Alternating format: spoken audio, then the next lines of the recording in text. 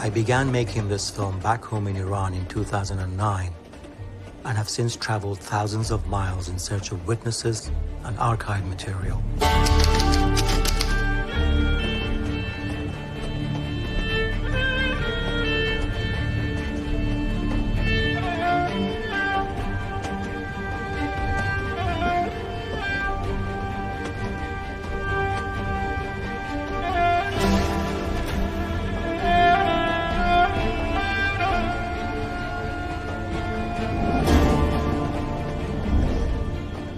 In 2012, I gave a TED Talk in which I spoke publicly for the first time about making this film, Coup 53. I'm going to be telling the story of this man, Dr. Mohammad Mossadegh. He was our first democratically elected prime minister and the closest Iran came to having its own Mahatma Gandhi.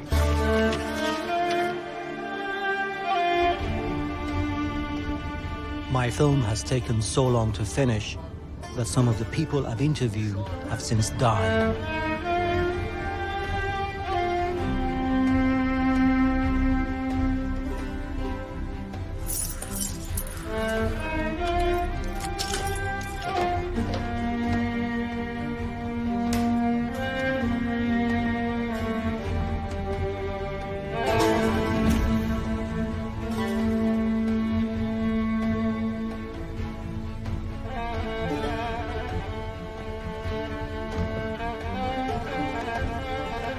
In 1952, Time magazine named him Man of the Year because he nationalized Iranian oil and pissed off Winston Churchill and the company that controlled our oil. You now know it as BP. So in August 1953, Eisenhower and Churchill staged a coup and overthrew Mossadegh. In 1953, the United States, together with Britain, participated in supporting a coup in Iran that got rid of Mossadegh, who was a left-leaning leader of Iran, and restored the Shah to the power in Iran. I grew up in pre-revolution Iran under the rule of the Shah. Went to a school where most of the teachers were political activists, frequently arrested by Savak, the secret police.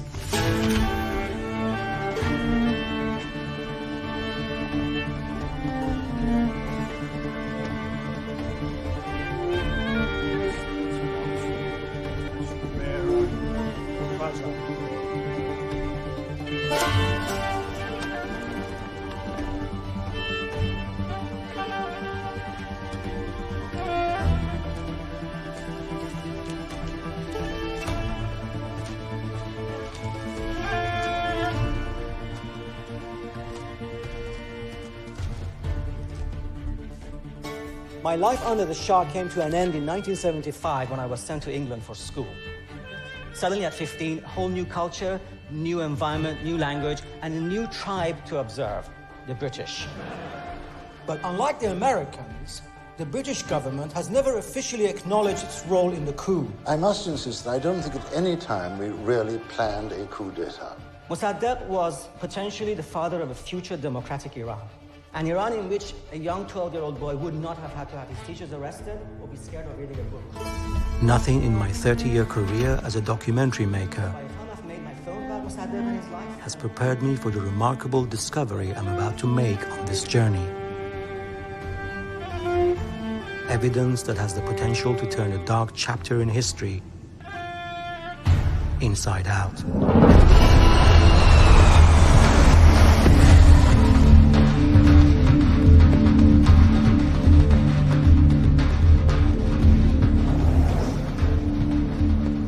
I am the Deputy Director and Research Director at the National Security Archive, which is a non-governmental organization based at George Washington University.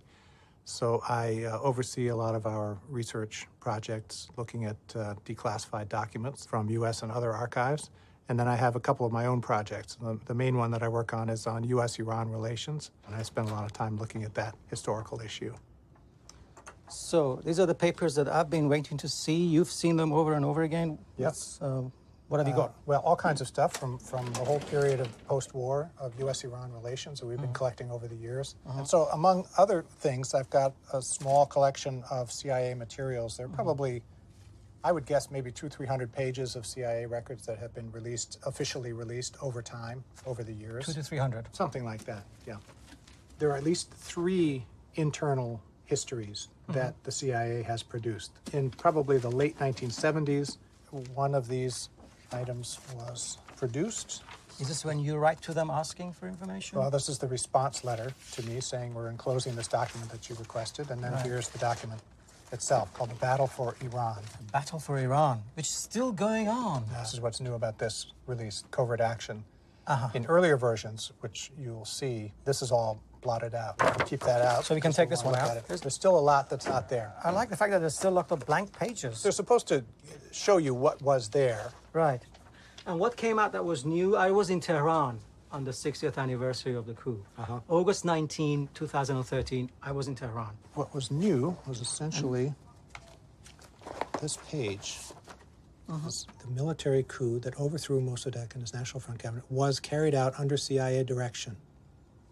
They had never, to my knowledge, officially acknowledged their role in the coup. And you see here the first part of that sentence, that as an act of U.S. foreign policy conceived and approved at the highest levels of government, it was not an aggressively simplistic solution clandestinely arrived at, but was instead an official admission by both the United States and United Kingdom that normal rational methods of international communication and commerce had failed, i.e. Mossadegh was in the way. and even acknowledged the British role. Right. So this is the CIA outing the British who have not yet confessed to it. Right. Do you know what, Malcolm? I'm standing in front of a filing cabinet of a drawer full of documents that essentially changed the fate of my country and changed my fate. You know, what happened to me, what happened to my family, it's just like how your lives, your destiny, your fate is encapsulated. Yeah, in a half a file drawer. In a half, this is it. This just changed Iran. This box of papers. You had $1 million in cash to run the coup, right? That's right. And we used about $60,000 of it. That was all. Are you saying that $60,000 was all it took? Yeah. I don't know where the money went, and I didn't ask because it was so damn little that no one was going to ask me any questions. All they asked me was, how the dickens did you get away with spending so little? For those among you who know anything about the coup, Kermit Roosevelt's name has become synonymous with the events of 1953. His version of the story, the stuff of books and TV documentaries, has been the received wisdom for decades. But what we are about to discover in the making of this film will reveal the suppressed history of what really happened and who was responsible. This is the most important document our film has discovered in its 9-year history of production. This has gone on 50 or 60 years, where the United States has been involved in overthrowing governments. Mossadegh back in 1953. Nobody knows who Mossadegh was. Democratically elected Prime Minister of Iran. He was overthrown by British and American interest because he threatened oil interest of the British. And as a result of that, the Shah of Iran came in, terrible dictator. As a result of that, you had the Iranian Revolution coming in, and that's where we are today. Good evening. On day 37 of the seizure of the American embassy and the kidnapping of the hostages, the United States has now moved the crisis toward a showdown stage. For most Americans, the Iran story begins in 1979 and the hostage crisis that gripped the world for 444 days and cost Jimmy Carter his presidency. But for us Iranians, the story goes back to 1953 and the CIA MI6 coup that crushed democracy in our homeland. 300 killed and hundreds wounded is a conservative estimate. Mossadegh and his government were swept from power in favor of General Zahedi, the man appointed by the Shah in the first place. The thoughts of Britain instinctively turned to Abadan, that monument to British enterprise and engineering skill. Forced to abandon what we had created in the wilderness, is it too much to hope that we shall see once more the tankers of Britain at Abadan? Maybe sanity will yet prevail, and Iran and Britain go forward in harmony.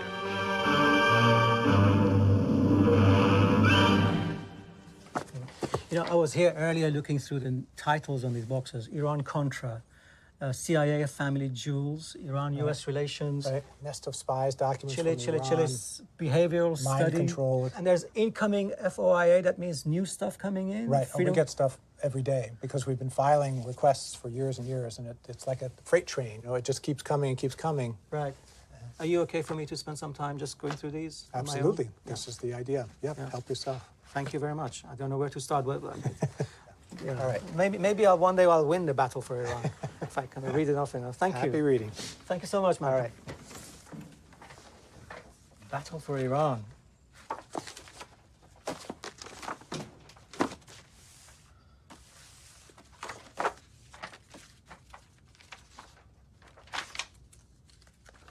It's an entire CIA profile of Mossadegh.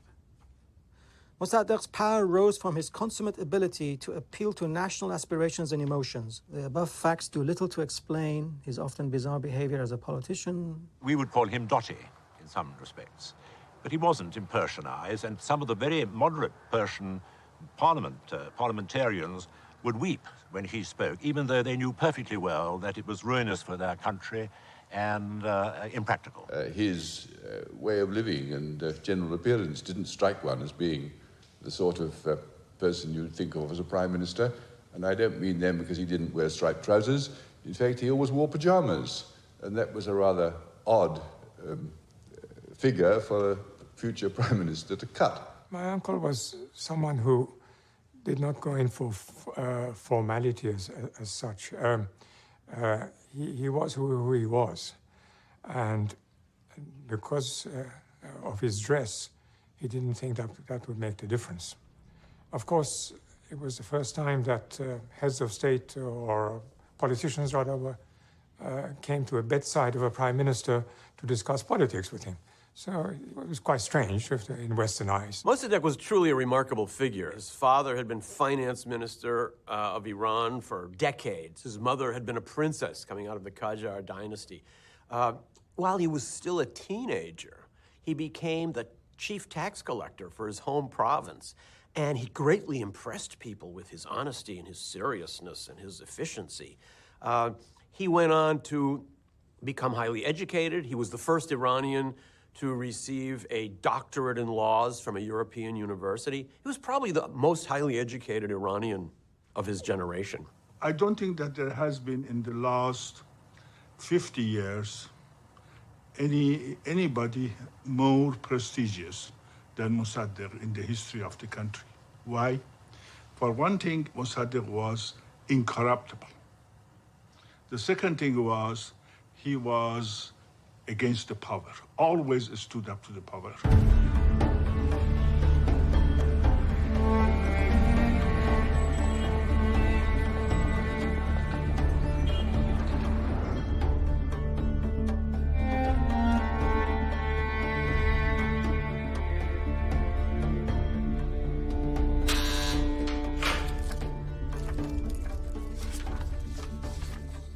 ایناست که خیلی منو توجه جلب کردم. چیزایی من تو اینا میدم که اصلا هیچ جا ندیدم تا قبلا. این عکسو من گرفتم. آنو شما گرفتید؟ اینو من گرفتم. اون اولی‌ها که نشدیم. این هم تصویر شاه جوانبخت که همیشه چوب لای چرخ مصدق میکرد. ببین این ورودی به باغ چندین سال پیش یکی از ایستگاه‌های تلویزیونی انگلیس یه فیلم ساخت، عنوانش بود The End of Empire. و من یکی از مشاورین این فیلم بودم. من مطمئنم آخرای فیلم سکول هم بود، آخرای دانشگاه فیلم بود که این پخش شد. 1985. End of Empire was a major 14-part television series that chronicled the unwinding of the British Empire, country by country. Even though Iran was technically not part of the empire, it had been dominated for so long by British commercial interest that it had to be included as one of the featured programs. Alison Roper. من اولین کارم در تلویزیون ایشون همکار بودیم توی دفتر سال 87-88. Alison Roper. اینا تمام ترانسکریپت‌های مصاحبه‌ای است که خانم الیسون روپر با اشخاص مختلف کردن. همه هر چی داشتن و نداشتن به شما دادن. بله هر چی بوده. تنها ترانسکریپت ها نبوده، چیزای دیگه هم داشتن که داده بودن. اینا اصلا خود یادداشت‌های اصل تحقیقاتشونه. یه مقدارش یه مقدارش. آره. چیزایی بوده که دیگه اونجا ممکن بود که دور بریزن. من جمع کردم و حفظ کردم. اینا رو میتونم ببرم لندن دیگه؟ بله میتونید شما ببرید و تا هر موقعی که دلتون میخواد نگه دارین و استفاده کنید. خیلی عالیه اینا. خوندن اینا هفته‌ها و هفته‌ها طول کشید. خب اینم مشغولیات برای شما. مرسی.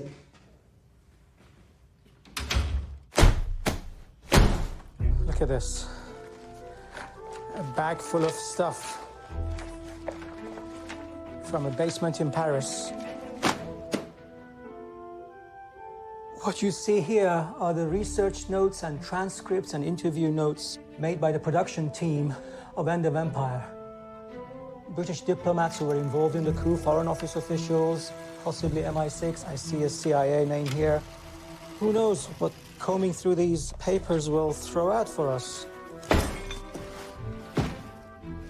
These words, these people have not been heard or seen for over 34 years. These look like actual working copies of transcripts, interview transcripts. Very old school, the cut and paste school of structuring a film. They've cut the bits that they liked to edit into the film. Derbyshire tapes. And you've come across the name of Norman Derbyshire? Sure. Yeah, he's named in the Wilbur history, and he's the one who works with Wilbur in Nicosia. Okay. To put the plan together. So he's high-level MI6. Right, and someone with Iran expertise. This is amazing. They've used quite a bit of him because there's so many chunks that have been cut out. But I don't recall watching End of Empire and seeing a Derbyshire in it.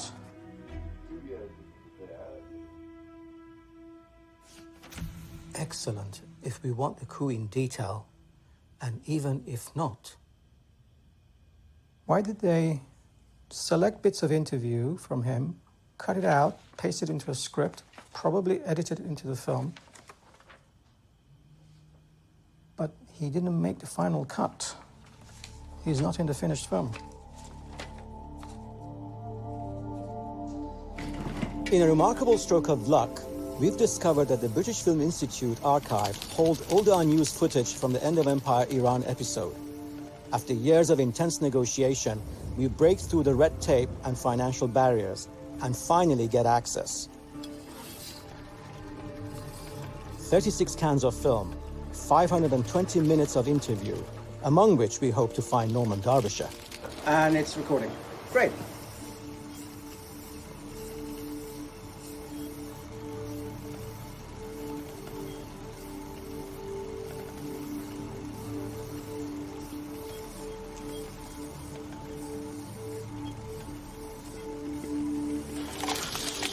We digitized the entire collection of End of Empire given to us by the BFI. We did not find Norman Derbyshire.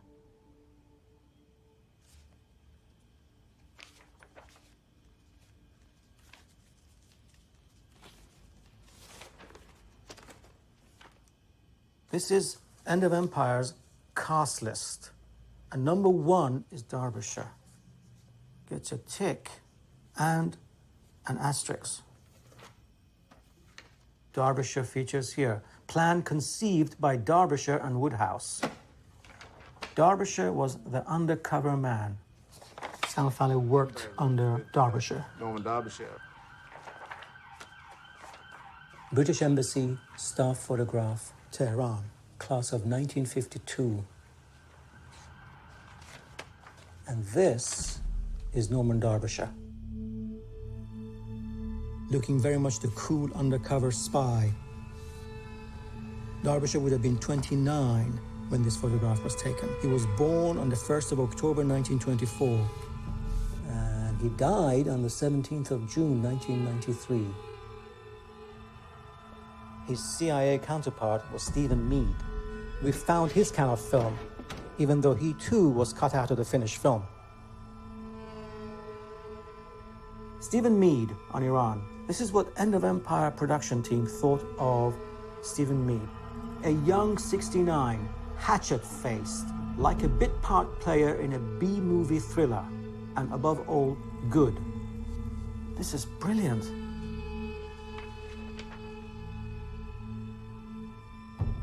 Wow. Your British counterpart was in fact blank. Could you tell me something about the man blank? Your British counterpart was in fact Norman Derbyshire. Could you tell us something about the man, Norman Derbyshire? Oh, I didn't know him at all before I met him. What kind of a man was blank? What kind of a man was Norman Derbyshire? Derbyshire has been wiped out, cleaned out, everywhere.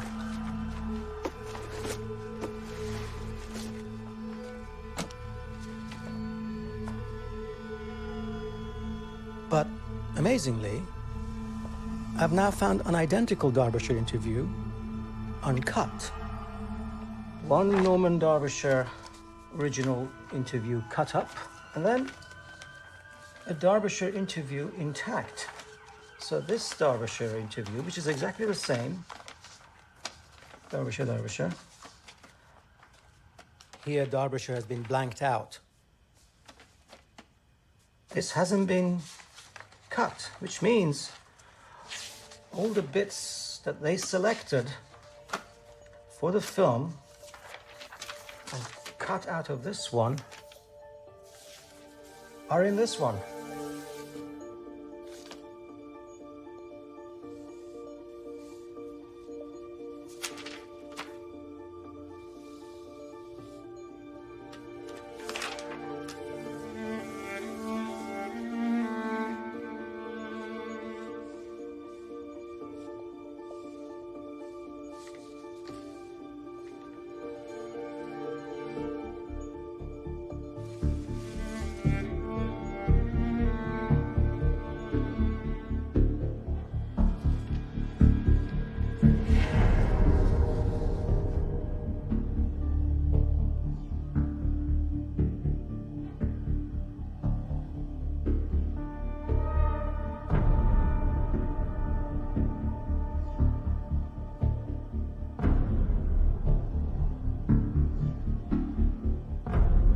Afshar Tus was one of the few generals who was very pro-Mossadegh, tough-minded guy.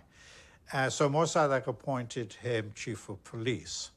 And for the anti-Mossadegh army officers, he was a bête noire. Police Chief Afshar Tus claimed to have a list of Iranian officials who were conspiring with the Americans to unseat Mossadegh, and he was going to publicize this.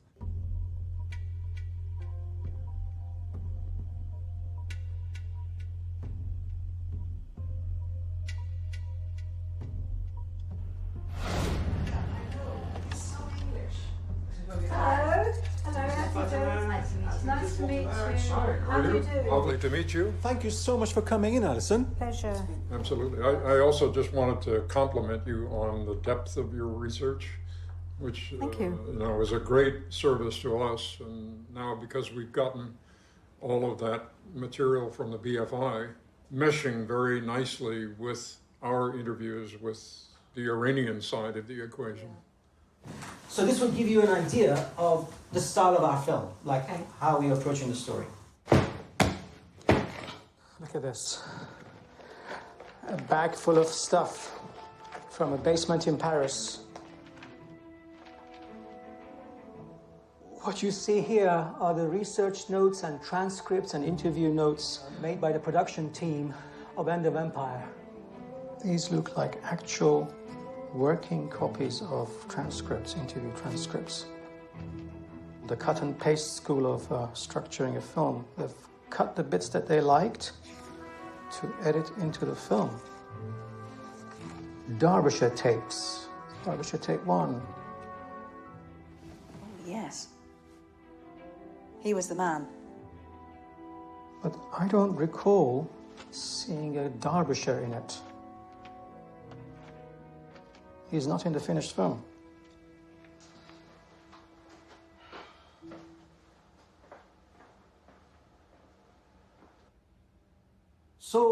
big mystery, as now evident there, is Derbyshire is missing.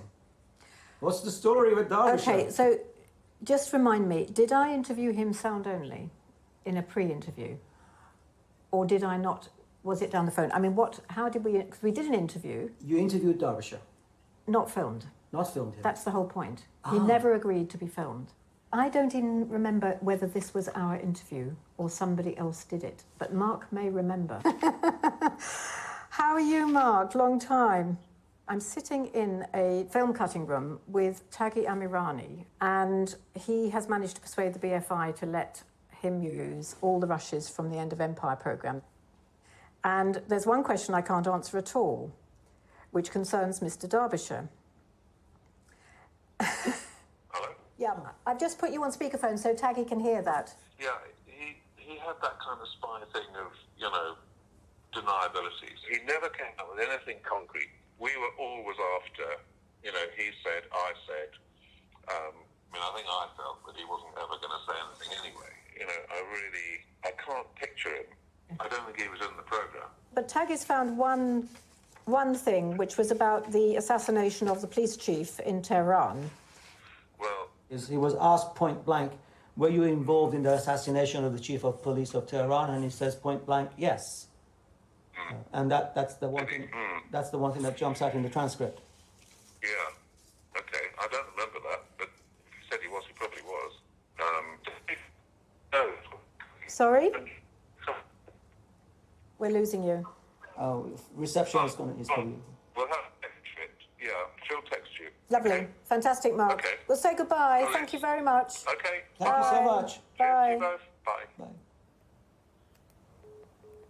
Thank you, Alison. Was there ever a version of the film with Derbyshire in it? I don't remember that. No, is he remembering wrong? We'll have to check, because Yeah. I can't remember that happening. Right. I don't think we ever filmed him. And you haven't seen any rushes in there either. No, but we live in hope of finding something. You never know. You never know. Thank you so much. You. Hello. Hi, is that Humphrey? It is, yes. Hi, this is Taghi Amirani. You've been speaking to my colleague Evelyn about our documentary. Yes. So, Is Mark Anderson still around? yes, Alison came in and we spoke to her, and then she also managed to get him on the phone, and his memory of Derbyshire was hazy. But I figured the one person whose memory will not be hazy, because he's the cameraman looking through the viewfinder, is Humphrey. We did a series of interviews in overlooking the Thames. Do you remember the location?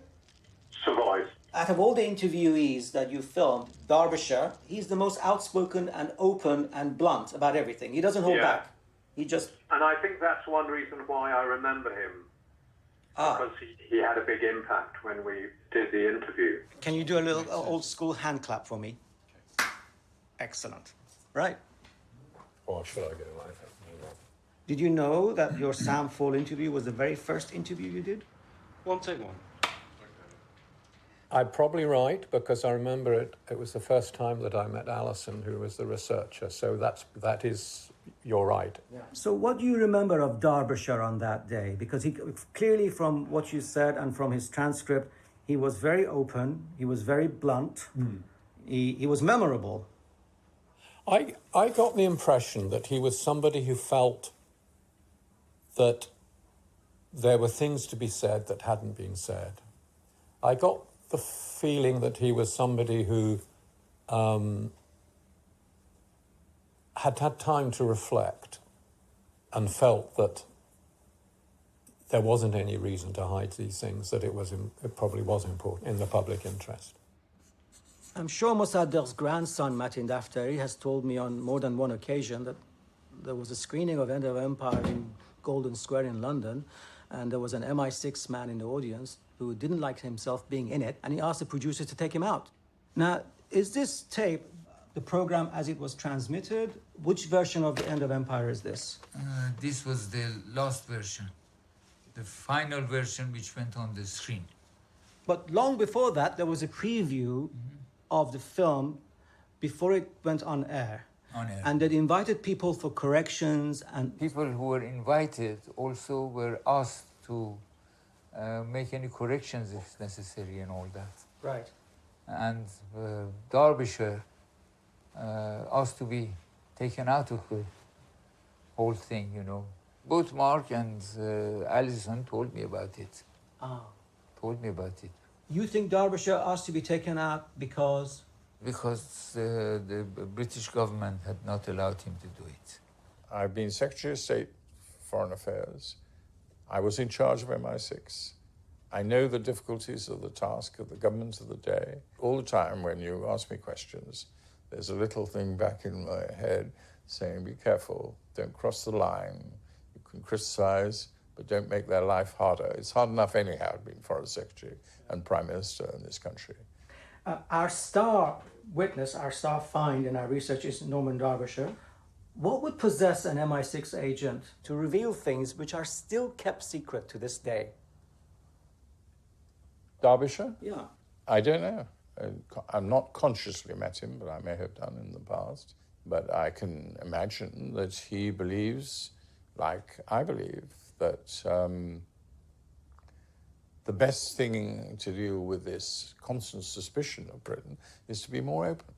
Reading Derbyshire's interview, you get a sense that he's trying to restore credit where credit is due. He's a bit pissed off that the Americans walked away with the credit for the coup. Well, there may be your explanation. Vanity of vanities, saith the preacher. All is vanity. We all like recognition for what we've done. And maybe that was the reason he blew the gasket. He was fed up with being told that this was the Americans. He wanted to, a good old British view, that he wanted them to get some credit for it. That may be it. I don't know. As I say, I don't think I know the man. It will be another nail in the coffin of a view of the Official Secrets Act that you can just use it to save you from embarrassment. There's absolutely no reason whatever under the sun why that shouldn't be published. Norman Derbyshire, take one.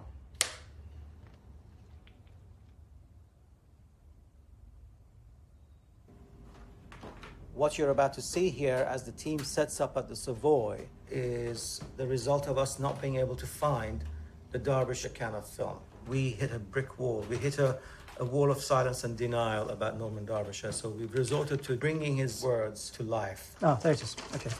Ralph Fiennes is about to speak Derbyshire's words recorded back in 1983, telling us things the British didn't want anyone to hear.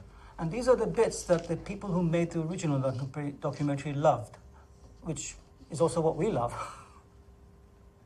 Sorry, I'm getting drawn into the... Just imagine how I felt when I came across it. It was one late night in the office.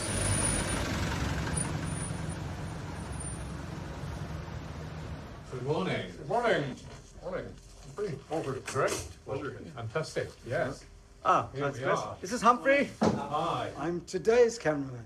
Good. That's all right. And I can take it easy. As you know, filming against windows is.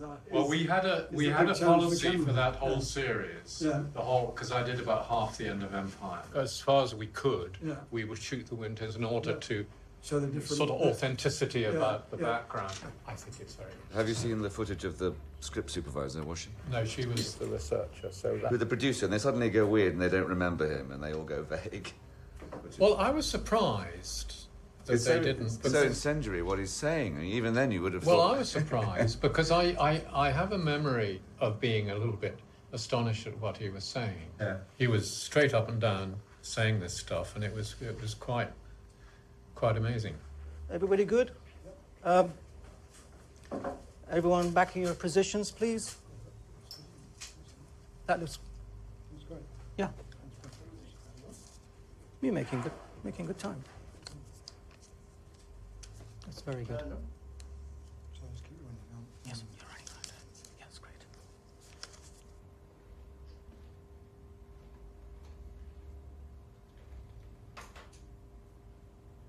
Right, okay. So, Mr. Derbyshire is about to tell us the story of the coup like it's never been told before. Right? Everyone good? Okay. When did you first go out to Iran? I went out in 43, 47 period, first of all as an army officer in SOE. And I was there from the end of 43 to the middle of 47, and from late 49 to 52 when Mossadegh threw us out and broke off relations. You've got this incredible first-hand witness, Right. not just any witness. How did it come to this? Exactly. It's like, how do we get to having to kill the chief of police of Tehran in order to get the coup going? A member of the British government is saying in black and white that he was involved in the assassination of the chief of police. And he is running the coup, so he's not just anybody. Right. So this is amazing. The actual running of the coup from our side was my responsibility. Let me take you back a little, because it may be of interest to talk about nationalization. The Persians were bitterly resentful of the way they were being treated by the British, because the oil company was run by expatriates who called anyone east of Calais a wog. And to them, the Iranians, well, were wogs. Did you get the impression that members of the Anglo-Iranian, British members, looked down on their Persian counterparts and indeed on Persians generally?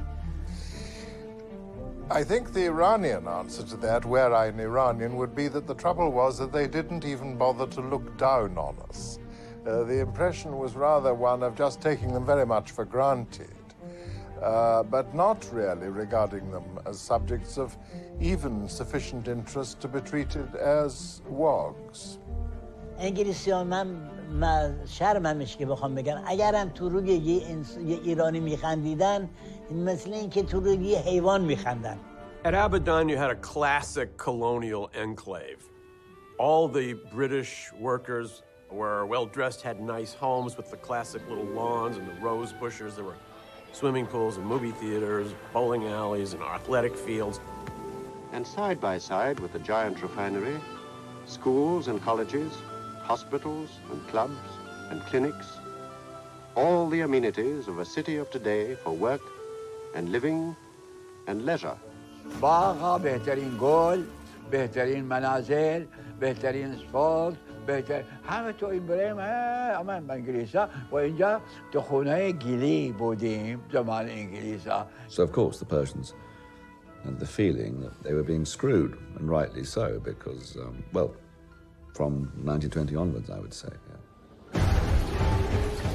When oil was discovered in Iran, Churchill described it as a prize from fairyland beyond our wildest dreams. Thanks to Winston Churchill, the First Lord of the Admiralty, he changed the British fleet from coal burning to petroleum-based, and this was a life-changing moment for the world, because it made petroleum as important as it is today. Under the original agreement, only about 16% of the oil revenue was supposed to be given to Iran. But that 16% was going to be calculated by the British, and no Iranian would be allowed to look at the books. We now know also that the amount was calculated after the oil company paid its taxes. Now, the oil company was owned by the British government, so when it was paying taxes, it was essentially paying taxes to itself. We weren't handing over files. We weren't handing over accounts, which they asked us for. I said I had no authority to hand them British companies' accounts unless I was told from London. حتی یک لوله 4 اینچ 5 اینچ کشیده بودن از زیر رودخانه کارون هدایت میکردن به اون طرف به عراق بنزین مجانی برای مصارف خودشون و نیروی دریایی انگلیس و غیره اونجا مصرف میکردن. So it was a lot of creative accounting, but in the end it was clear that almost all the money from this tremendous resource was going into Britain and almost none was coming back to Iran. Well, it became very obvious that something was going to happen in Abadan, and it was nationalization. Long smoldering Iranian nationalists made clear their intention to seize the oil industry and expropriate the British company. Focal point of Iranian unrest, however, is the government, headed by 70-year-old Premier Mohammad Mossadegh, whose single purpose is oil nationalization. دولت انگلیس می‌خواهد با همون رویه قرن 19 با ملت ایران رفتار کند. امروز هیچ ملتی نیست که بخواهد استقلال و آزادی او دستخوش اغراض دول استعماری بشود. He was a marvelous politician, and at that time he had all the people with him. He'd clobbered the imperialists, he'd nationalized the oil company. Iran was a country again. It was great stuff. It was very moving. When the flag of the oil company goes down and the Iranian flag goes up, this was seen both in England and Iran as a declaration of independence. Every single heart in Iran throbbed a few beats faster at the pleasure of seeing this, what they saw as a smack in the face to the British. And I said that if we don't do anything about this, within 5 years we shall lose the Suez Canal on the same principle, which in fact proved to be exactly right, almost to the day.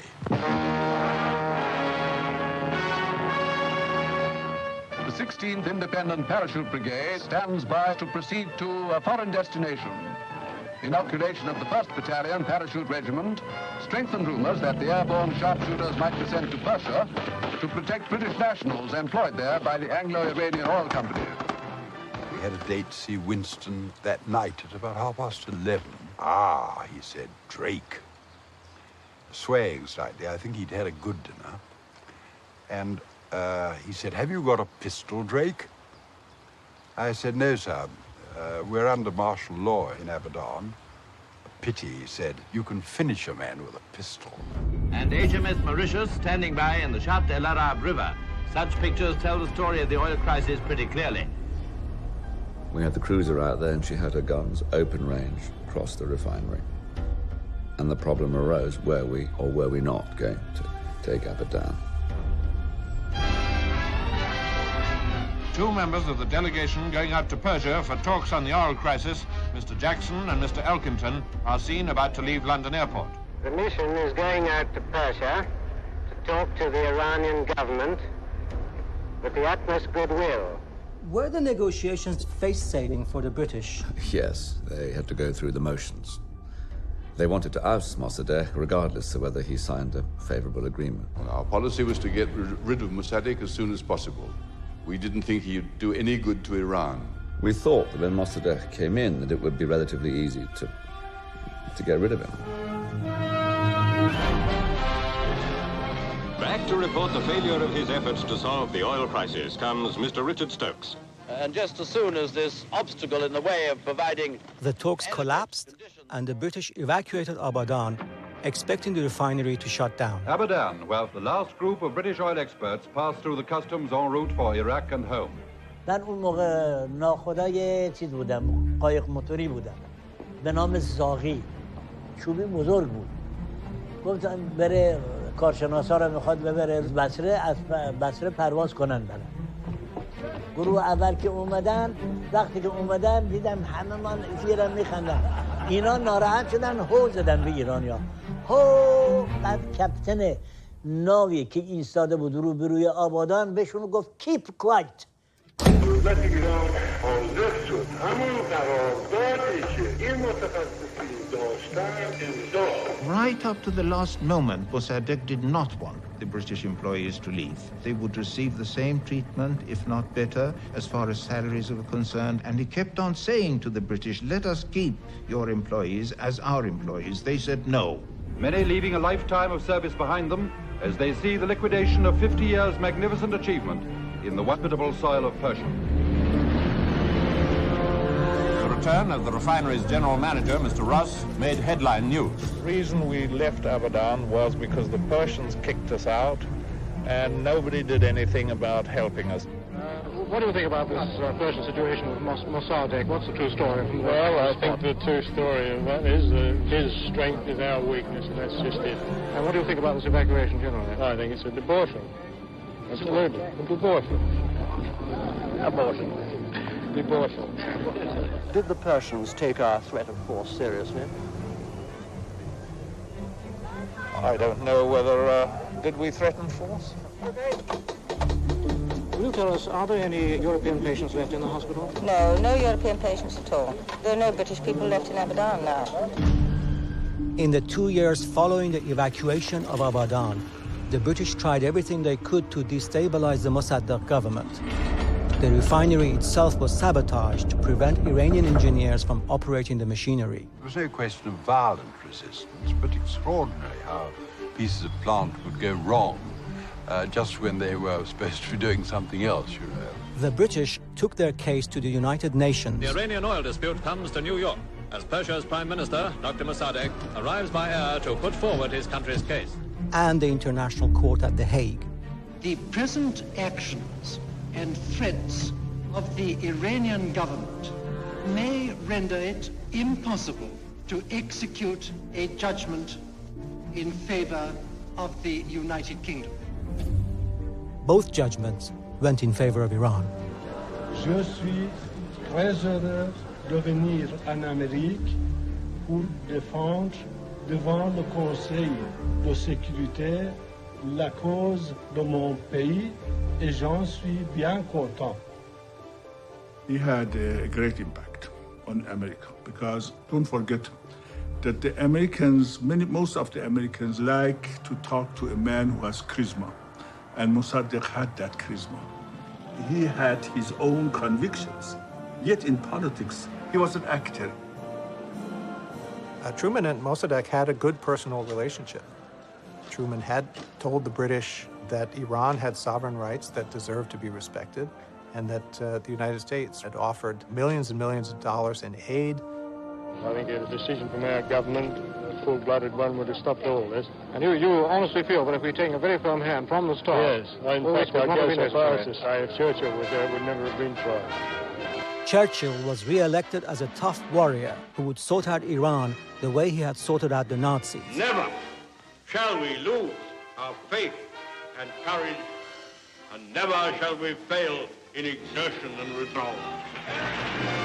A global blockade was enforced to prevent Iran from selling its oil on the world market. The embargo was always an important part of our maneuvers to bring Mossadegh to reason and a sensible settlement. Persians think that by nationalizing oil, they are going to get rich. Unfortunately, the reverse will be the case. And as the economic situation worsened, the better it was for us. The longer our policy of denying him his success continued, the more the Persian people would be disillusioned. And the more they were disillusioned with him, like with any government, the more chance there was of his disappearance. Are you saying that there was no possibility of him selling this oil across the counter because you'd sewn up the outlets?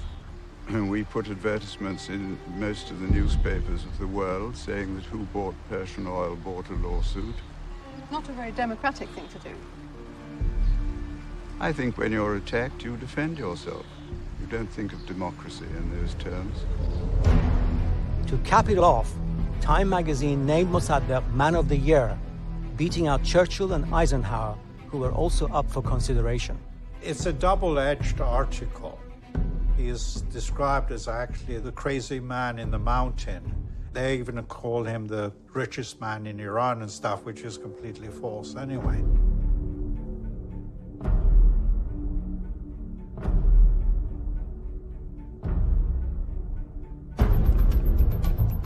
Our research has found a reference to the End of Empire TV program printed in the Observer newspaper in May 1985.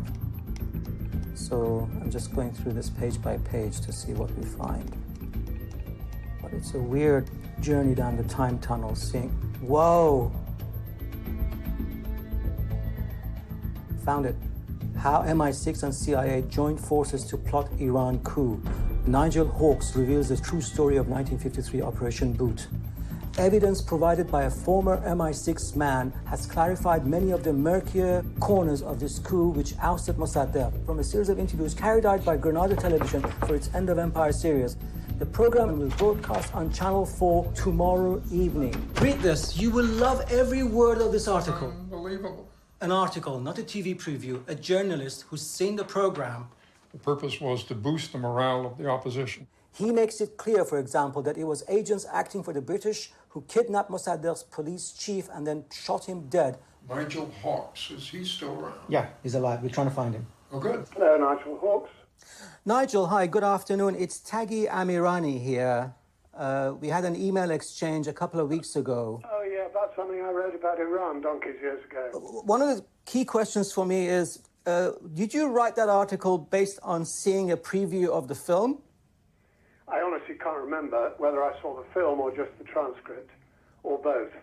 Well, here's the thing. We got hold of a copy of the film given to us by ITV, and everything you talk about this man in your article isn't in the film, nor is he.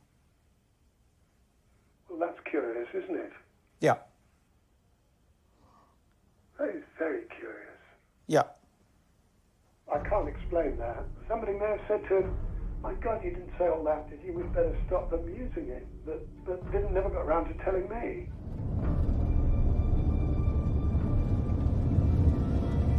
I'm on my way to see Stephen Dorrell, the writer of the book MI6. A solid, thick, heavy monster of a book. So I didn't think that I'm going to end up in a sleepy Yorkshire village with Stephen Dorrell, the writer of the MI6 book. No, it's a long way from Iran, and fortunately we're quite a way from MI6. I found the original. What's this? This is the one I received from Nigel Hawkes. Nigel Hawkes sent you this transcript? Yes. This is the exact transcript that we have. Right. Now, we found it in the basement in Paris of Mossadegh's grandson. Right. What's the story with Nigel Hawkes and this transcript, and you? I've got the cover letter somewhere. I'd love to see that. He wasn't a kind of specialist in this area. And he said, do what you want with it, basically. And how did Nigel Hawkes get hold of this? He didn't tell me, but I think it was from the filmmakers themselves. That's the most crazy, peculiar thing. Who leaked the Derbyshire transcript from End of Empire to Nigel Hawkes, knowing that the programme they've made doesn't have Derbyshire in it? One can speculate, I don't know. Well, they obviously knew that, so they wanted it out. No journalist, a documentary filmmaker, is just going to throw their prime interview away. That could only have happened if there was intervention. Yeah. And that's not so abnormal. It happens all the time. It happens to this day. Wow. But this interview is, I think, very important for a number of reasons. One is MI6 officers don't give these kind of interviews about such a sensitive subject. So as far as the British government is concerned, the coup never happened, they were not involved. Yes. And Derbyshire doesn't exist. Derbyshire doesn't exist. But obviously he does, and he's the key person, Wow. really. He was the person recruiting people at the highest levels on the ground. He knew key people close to the Shah, and he was probably the main organizer. What was your brief? Brief was very simple. Go out, don't inform the ambassador, use the intelligence service to provide you with any money you might need, and secure the overthrow of Mossadegh by legal or quasi-legal means. Members of parliament were bribed with huge amounts of cash. Vast sums of money were being spent, and we were doing it our way. Biscuit tins with damn great notes, well over £1.5 million.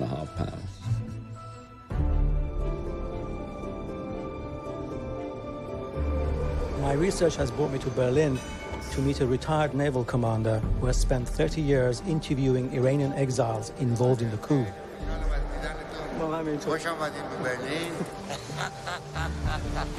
I'm here hoping he will let me see his footage.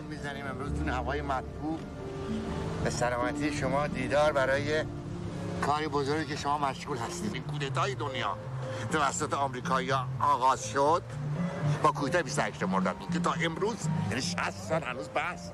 پس اهمیتش همینطوری زبانی نیست، مفاهیم و معنای تاریخی داره. حدود 15 ساعت فیلم راجع به 28 مرداد. اینا 15 ساعت صحبت کردن، 30 نفر. اینا درجه یکه. یعنی اینا داکیومنت‌های درجه یک بهش میگن. اینا چیزایی است که شما نمیتونید تو کتابا پیدا کنید. داکیومنت ارزشمند تاریخی. اینا رو دیجیتال کردم، صفحه به صفحه بریدیم که از بین نره. نوارا و اینا که اینجا نیست؟ نه، نوارا که اینجا قرار نمیدیم که. نوارا همه رو دیجیتال کردیم گذاشتیم تو سایت. ولی کسی نمیتونه دستش پیدا بکنه. خود نوارا کجاست؟ خود نوارای 28 مرداد کجاست؟ نواره 28 مرداد کجاست؟ اصلش در جای مخصوصی خودمون قرار دادیم که به عنوان آرشیو همیشه بمونه. And here they are. 1.5 terabytes. Whoa. WD elements.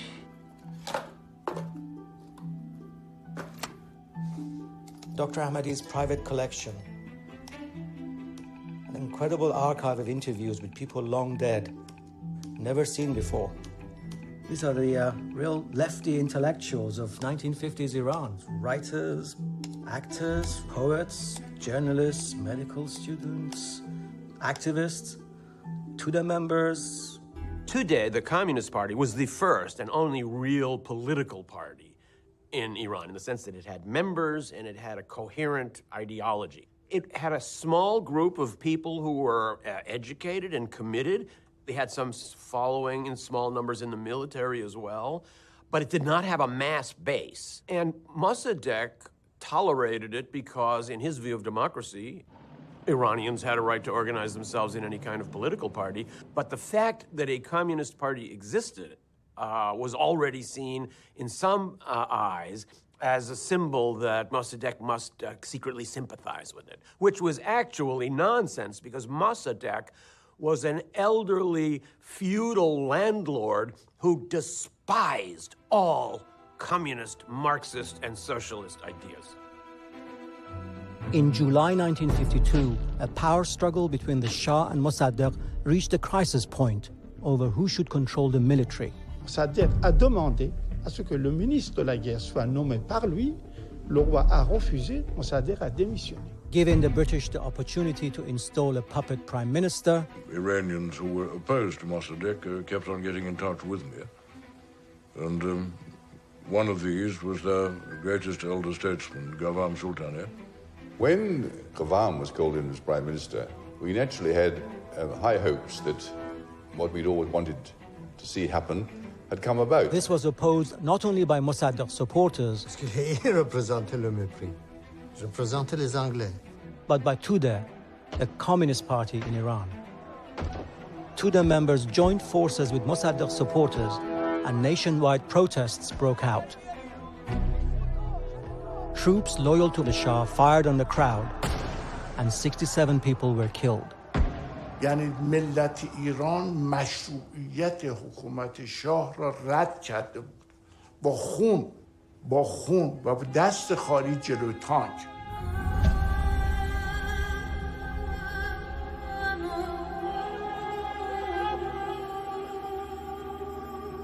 جران هم گورستانشون به نام گورستان شهدای سی تیر در ابن بابای تهران هست.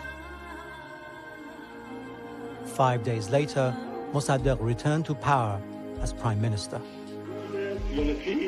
در تاریخ واردات منتج ملت ایران فراموش نشدنی. در این روز تاریخی عده‌ای از گرامی‌ترین فرزندان ما به افتخار شهادت نائل شدند. با خون پاک خود نهال آنان ملت را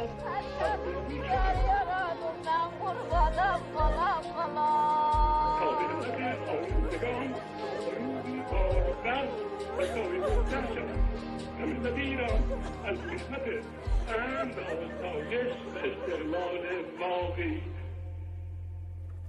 و آزادی حقیقی برخوردار گردد.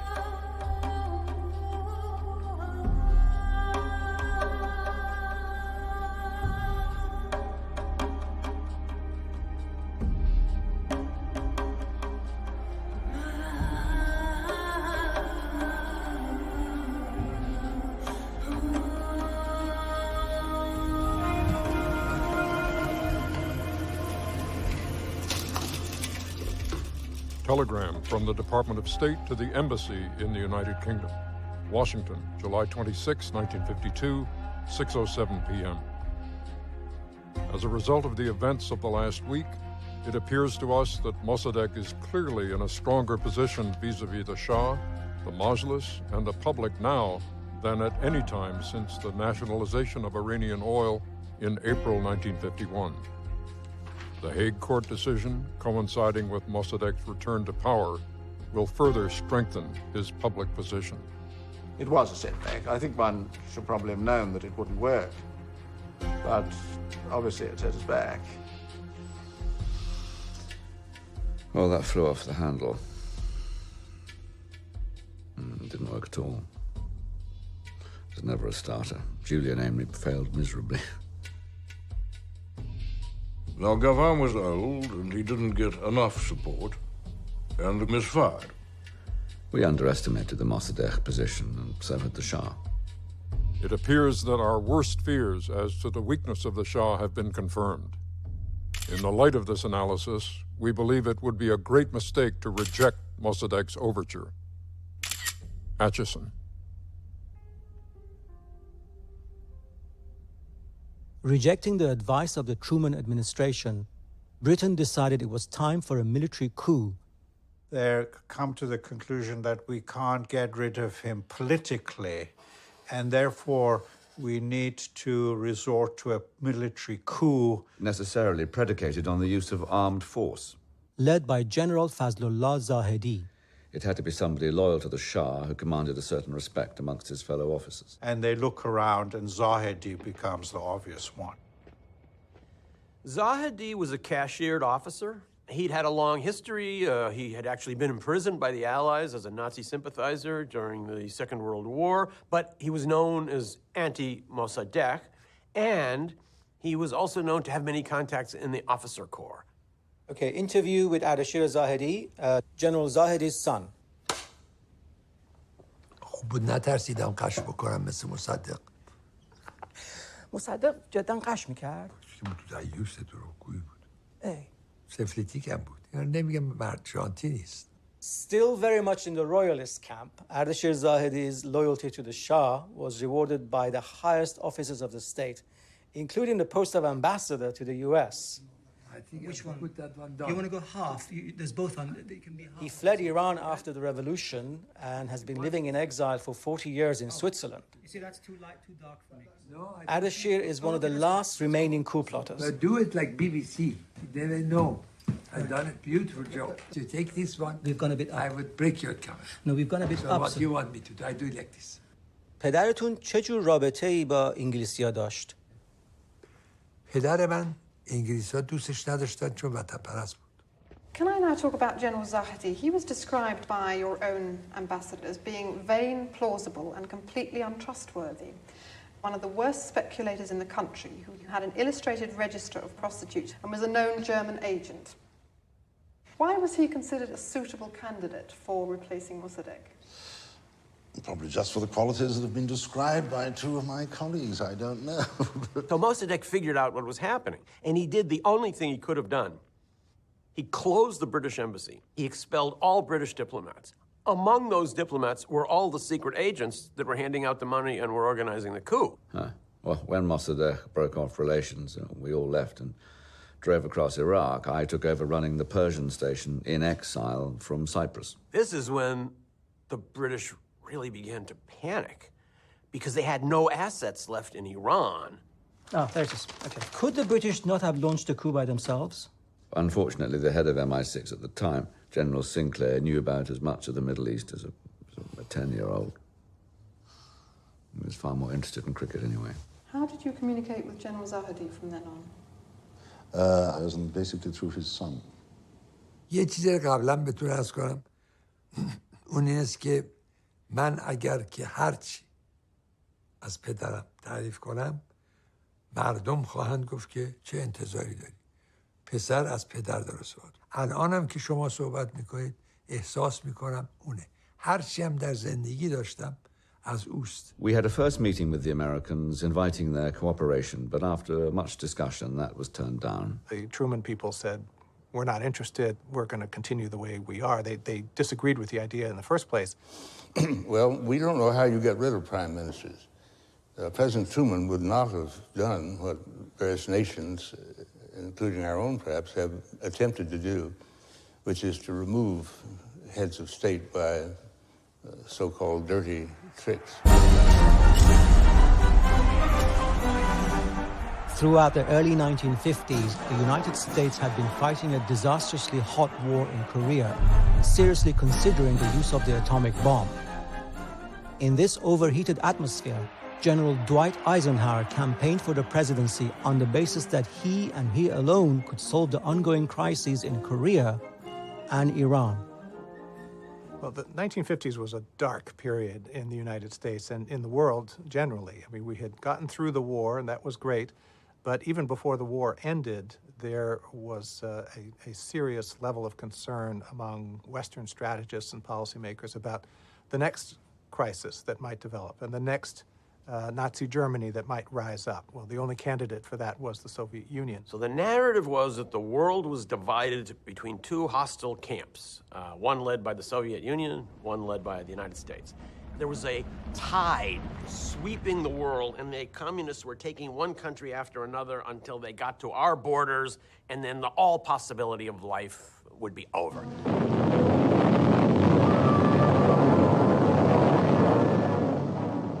You had the Red Scare, you had spy scandals, the Whittaker Chambers and Alger Hiss, the Cambridge Five. There's all kinds of things going on that made the atmosphere ripe for someone like Joseph McCarthy to step in and make incredible political hay out of all of this. Even if there are only one communist in the State Department, that would still be one communist too many.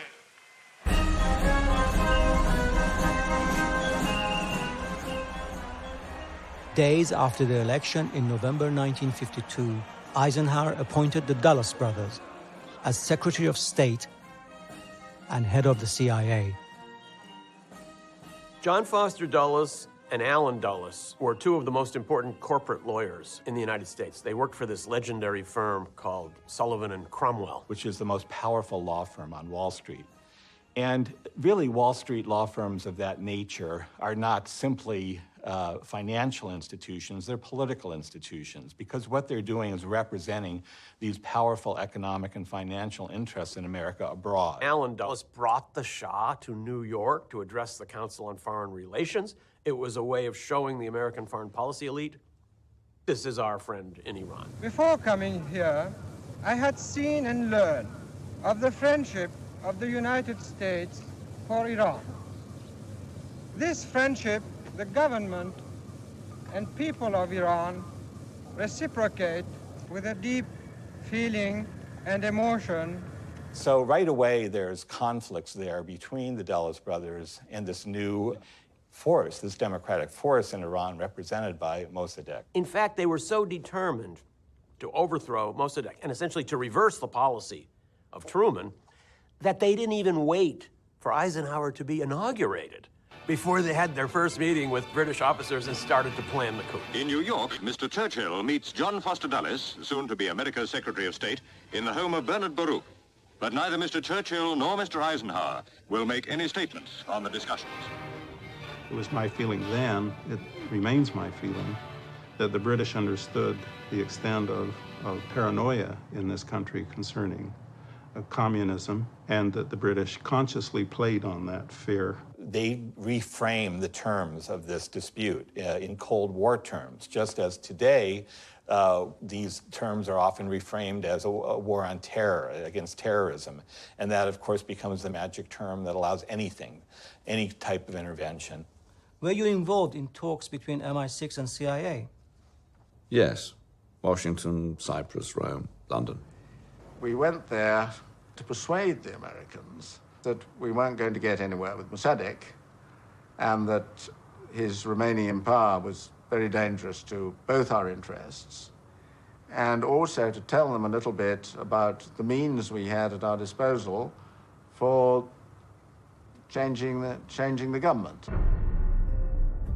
In January 1953, Mossadegh appointed a new chief of police, more loyal to him than the previous. This new chief was Afshar Tus. Police Chief Afshar Tus claimed to have a list of Iranian officials who were conspiring with the Americans to unseat Mossadegh. At the beginning of April 1953, CIA Director Allen Dulles approved $1 million for operations in Tehran aimed at bringing about the fall of Mossadegh. In the early months of '53, we thought we had enough military units to mount something.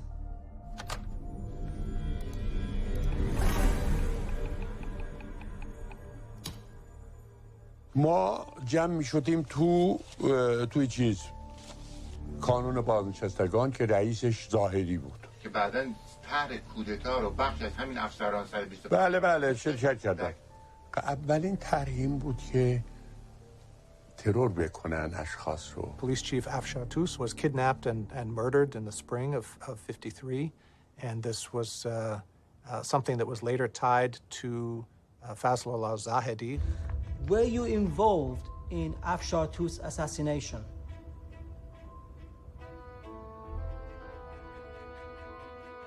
خلاصه مطرح کردن که ما باید مبارزه کنیم با مصدق، حتی افراد مؤثرش رو خلاص از بین ببریم. گفتم شما از کجا میدونید تیمسار که من فرد مطمئنی هستم، اولین جلسه من خواستید و شما مسئله ترور مطرح میکنید. Were you involved in Afshar Tus' assassination? Yes. But it was never the intention that Afshar Tus should be killed. Something went wrong. The claim is that he started swearing at the Shah, and one of the young officers lost his temper and pulled out his gun and shot him. And feelings ran very high. Afshar Tus made derogatory comments about the Shah, and the young officer pulled out a gun and shot him. But his body was very badly tortured, so it doesn't look like a spur of the moment when your body is left with marks of torture. Many issues of Bakhtar Emrouz. Bakhtar Emrouz was the main newspaper of supporting the National Front and the government. Hey. This is Afshar Tus, by the way. Oh my God.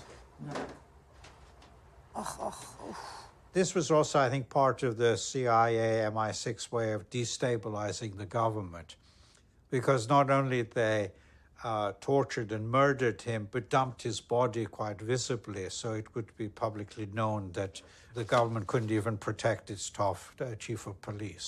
It was a big event. It was a kind of a crisis at the time. It was certainly a bad sign for Mossadegh. Is Derbyshire's admission to involvement in the assassination of the chief of police, is that the biggest thing in that transcript? Besides the fact that he's openly admitted the British involved in the coup, yes. That's a pretty horrific picture to put on the front page. So they tied him up, strangled him, and shot him? Yeah. یه دفعه همون سروان ژاندارمری که من خواسته بود گفت فایده نداره تیمساری میترسوست، به هیکلش نگاه نکنید.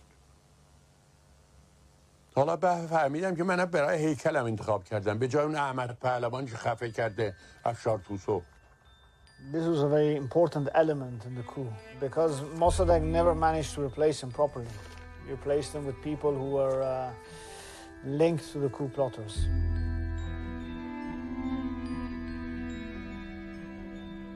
Zahedi avoided arrest, and I was involved in protecting him as he moved from house to house. The plan for the final stages of the coup, written by Norman Derbyshire and Donald Wilber, was approved by Eisenhower and Churchill on July 11th, 1953. It was codenamed Operation Ajax, after the popular household cleanser. 55. The first step was for Agent Stephen Meade and Norman Derbyshire to track down the Shah's sister, Ashraf, exiled in Paris. Apparently, the British ambassador and the American ambassador had gone to see the Shah on several occasions to convince him to give the okay to this overthrow of Mossadegh. Now, whether he didn't want to do it or didn't want to upset the apple cart, I don't know. But in any event, he had refused up to that point. Well, the Shah was very young when he was put on the throne, and he was knocked from pillar to post. He always listened to the advice from the last person in, and that was often the advice that he took.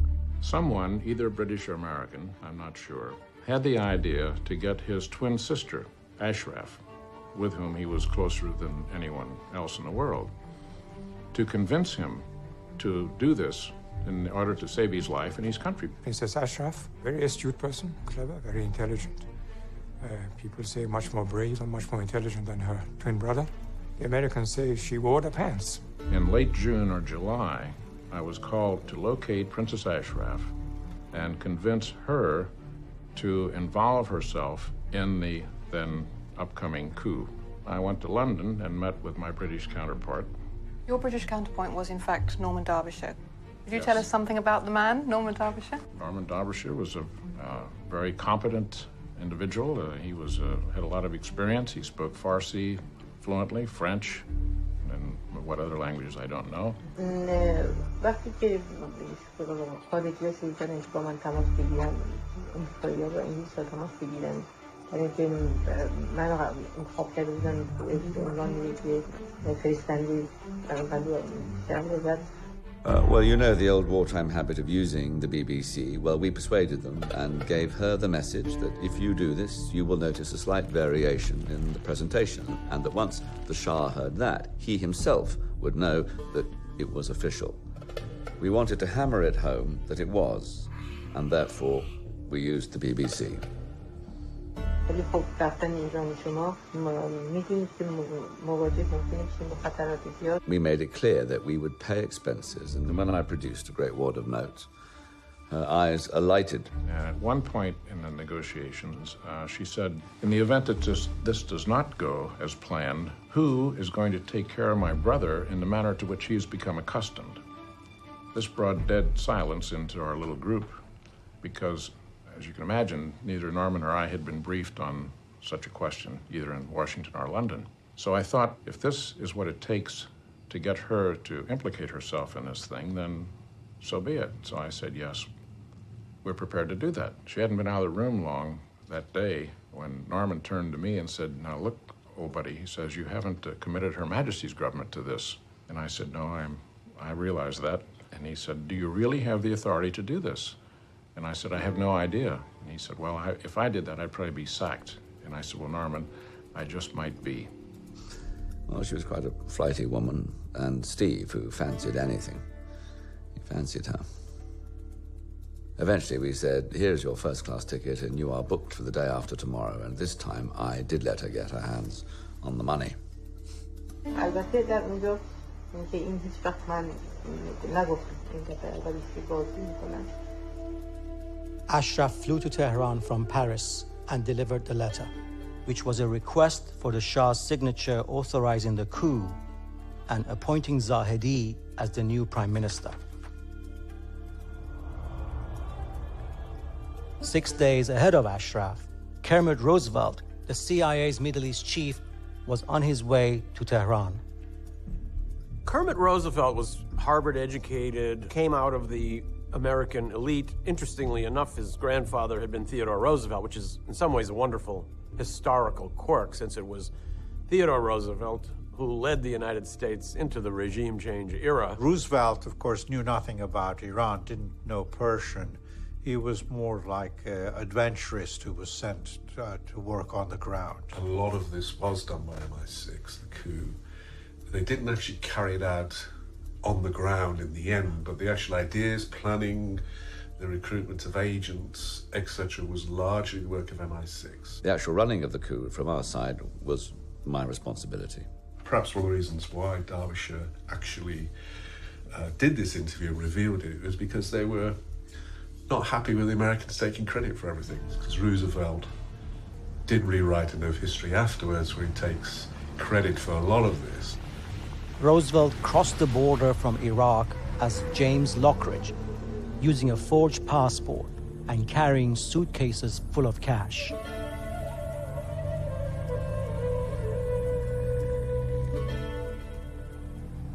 It's actually an interesting project because you ask yourself, how do you do this? So suppose you're assigned overthrow the government of the country you've just arrived in. What do you do on Monday morning, 9 o'clock, first day? How do you start? Well, Kermit Roosevelt started by buying off newspaper editors, columnists, and journalists, and he had remarkable success. They were running articles against Mossadegh day after day. Mossadegh was a Jew, a communist, homosexual. He was a British agent. Anything bad you could say about him. In fact, they needed so much anti-Mossadegh copy, they couldn't even produce it themselves, and the CIA back in Washington assigned some of its own officers to write anti-Mossadegh propaganda. And any article that I would write, it gave you something of a sense of power, would appear almost instantly the next day in the Iranian press. And they were designed to show Mossadegh as a communist collaborator and as a fanatic. On sentait qu'il allait passer quelque chose, mais seulement non pas d'une manière précise. The timing of the operation itself, what were you waiting for? Very simple. Signature of the Shah. Timing was solely affected by the signature of the Shah. The original coup plan was based on the fact that the Shah had the ability to dismiss a government. And therefore, what was going to take place was that an officer in the army would take a firman, a notice to Mossadegh, and inform him that he had been replaced and that General Zahedi would become prime minister. It was understood that Mossadegh would resist. He would say, I don't accept being fired by some soldiers coming to me in the middle of the night. He would then be arrested. And the next day it would be announced that he had resisted royal orders, and now there was a new regime in power. This is Moussa Mehran. On the day of the coup, he was Mossadegh's head of security. For most of my Iranian witnesses, the events of 1953 are as fresh as if they happened yesterday.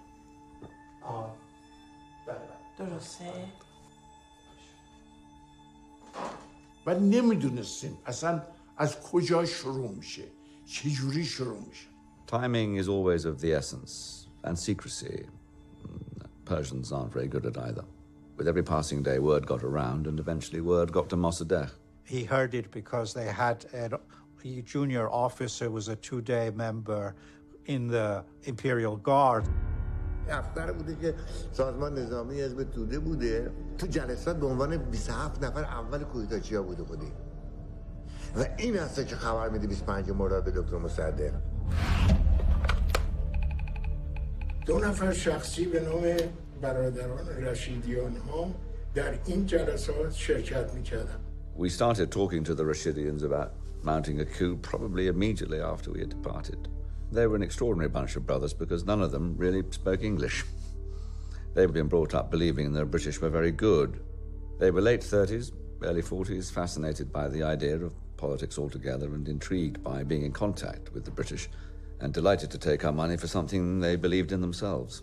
We had issued the Rashidians with radio sets to maintain contact by wireless. They had a very wide range of contacts, particularly in the bazaar.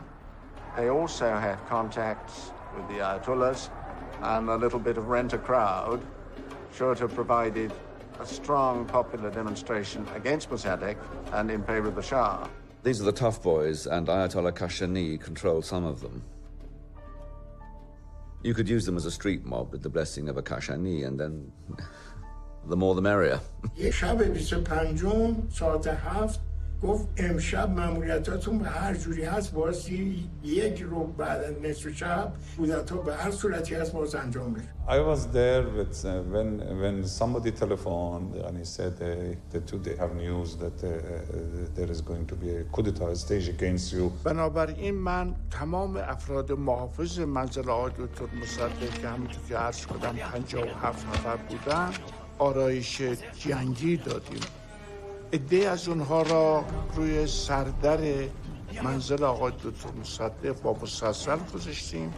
چند نفر هم روی پشتبان منزل آقای احمد مصدق که جزو خونه آقای دکتر مصدق بود اونجا قرار دادیم. من گفتم آقای دکتر مصدق شما در تمام مراحل مبارزه پیروز شدید، در تمام زمینه‌ها موفق بودید، ولی شما در یک نقطه موفق نبودید. گفتن چیست اون نقطه؟ گفتم ارتش. این ارتش مثل مار زخم خورده است.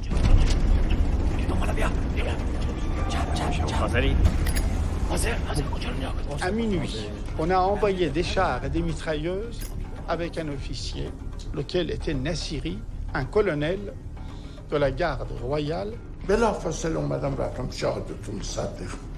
آقای دکتر الان وضعیت به این شکله، شما مراقب باشید، امشب احتمال گفت من بیدارم، شما به کار خودتون برسید، من بیدارم. 2 کامیون پر از سرباز بود، یه تعداد سرباز پیاده بود، یک زره پوش بود، یک تانک بود. اینجا گفتم جناب چه فرمایشی دارید؟ و ما یه نامه برای آقای دکتر مصدق بودیم. من میخوام برم خدمتش. گفتم شما نامتون رو به من بدید، من بهشون میرسونم. بعد یه مدت خیلی کوتاهی پاکت رو برگردون، روش نوشته بود که نیم ساعت بعد از نیمه شب 25 مرداد دستخط مبارک زیارت شد. من خدمت آقای دکتر مصدق عرض کردم اگر اجازه بدید باید اینا بازداشت بشن. گفت بله حتما این کارو بکن.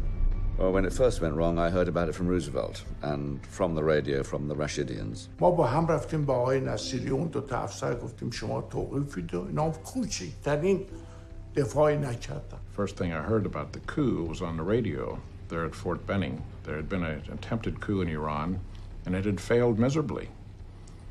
And so I gulped once and I looked at my wife and I said, how would you like to have the Shah as a permanent house guest? And she had no idea what I was talking about, you know. Here it is. There you go. It's from the 16th of August, 1953. It's the first news of the attempted coup by Time Nasiri. قرار بود ساعت 5 صبح امروز مصدق، فاطمی، ریاحی رو اعدام کنند. Mossadegh aurait dû agir immédiatement et faire fusiller le lendemain par la loi martiale tous ceux qui ont été inclus dans cette histoire. برای اینکه همون صبح که فهمیدن که کودتا شکست خورده، نصیری و چند افسران دیگه گرفتن، تحویل زندان دژبان دادن. همونجا طیاره سوار میشه میره به روم.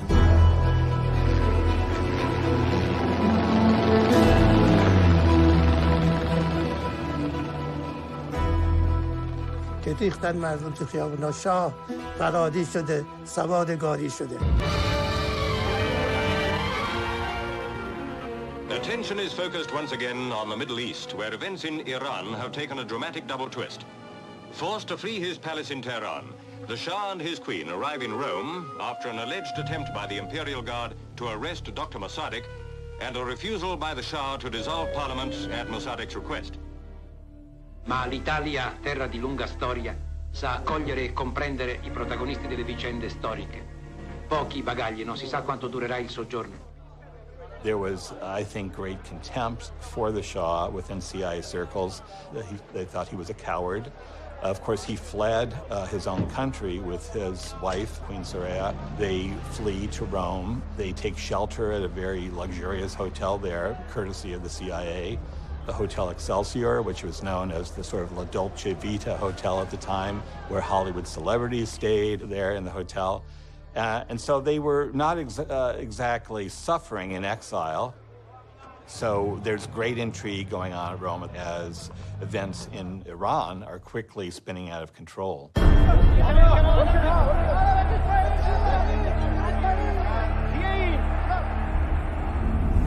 Once it became clear that the project had failed and Mossadegh was triumphant, the CIA actually came to a conclusion in a meeting.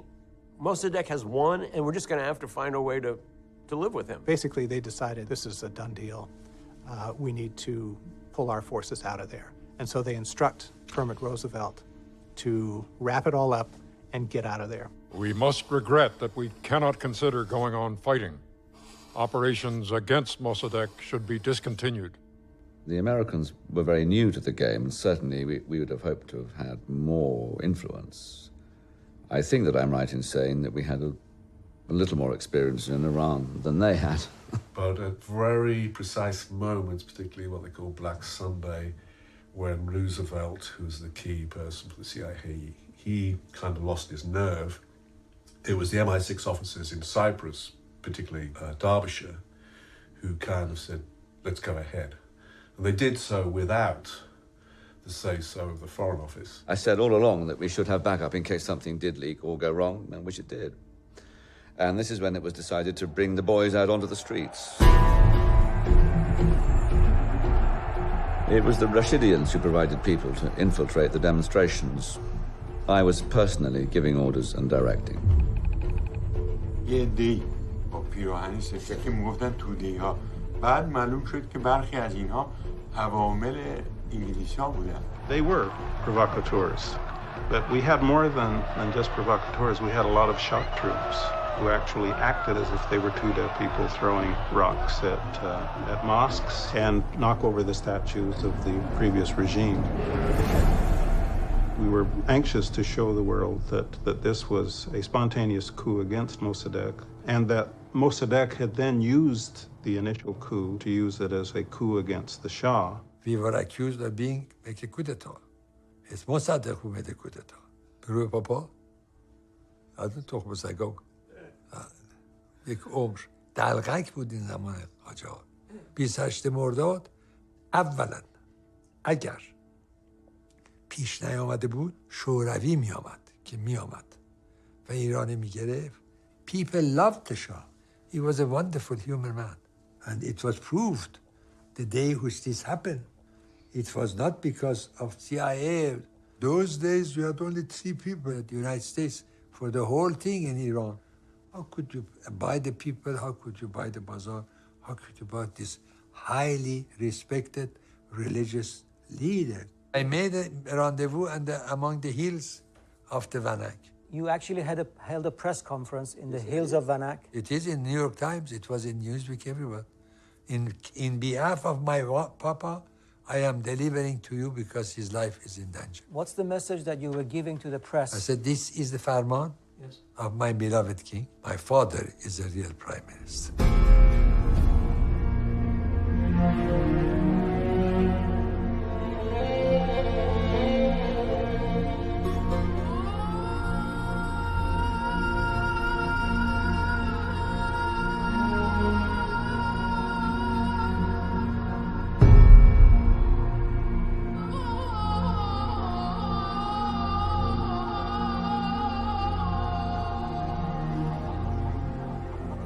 The Shah just landed in Rome. What was the situation? Was he coming back? Wasn't he coming back? No, nobody knew. But all these discussions were going on and until the 19th of August. And there wasn't a sense of imminent danger. Not until it was too late. In the morning of the 19th of August, the editorial team were on their way to the Bakhtar and Bruce offices to prepare the issue for that day. They arrived there and it was a smoldering ruin. Once you start burning newspaper offices, which are known to be pro-Mossadegh, the mob starts coming out and attacks the demonstrators, and then it snowballs, which is what we intended it to do. It was the correct psychological reading of the Persian mob character. So I came to Dr. Mossadegh. It was about 11 o'clock in the morning. Then I said, sir, this is happening. ناحیه از شهر نو دیدم به قدر 100 نفر میگن دکونا رو میبندن خورد میزنن خورد میکنن میان بالا. دیدیم کامیون میاد پشت سر هم یه عده فاحشه سرباز و تیپای چاقوکش فحش و فضاحت سر مردم و اینا دارن میان به طرف مردم و شعار میدن. خب مرگ بر مصدق زنده باد شاه، مرگ بر مصدق زنده باد شاه، مرگ بر مصدق زنده باد شاه. That mob that came into North Tehran and was decisive in the overthrow was a mercenary mob. Had no ideology. یه مش لاتلود یه مش اون موقع مثل من بی پول. And that mob was paid for by American dollars. As they got nearer, it was rather frightening. I was 16 years old. I went a little bit to the right until the walls of the British Embassy. And there, someone had obviously been killed. ما تو راه که میرفتیم نزدیکا اونجا یه بیچاره واسیده و عقب آمدیم یک زدن تو سر این پولش ریخت همه تو سر صورت ما خودمون انداختیم کف ماشینه همه رو پایین کردیم رفتیم دیدیم اونم یه اصله سوار کرده رو خونه مصدق و از این که چارپایی میذاره از اینا. We saw tanks coming from the north end of the road. They came and pulled up outside my uncle's house.